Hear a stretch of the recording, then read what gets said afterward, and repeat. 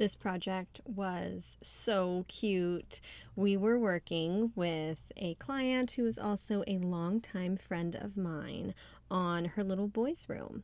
So she had two little kids, both under the age of 5, who were sharing this room, and they had just completely redecorated it. So they had new furniture, but needed a system.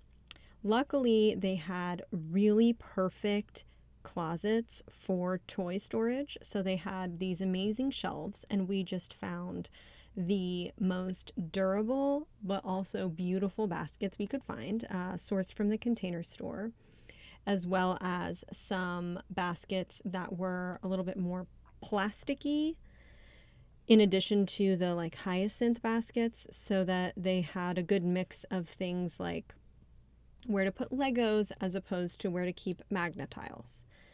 The finished product is just so gorgeous. I always go back to these photos. I mean, everything from the color-coded little bookshelf to the little gallery wall above their dresser to the perfectly folded little kitty clothes in their drawers. It just turned out to be such a beautiful, beautiful space with great light. It just, and those curtains, it's all working there.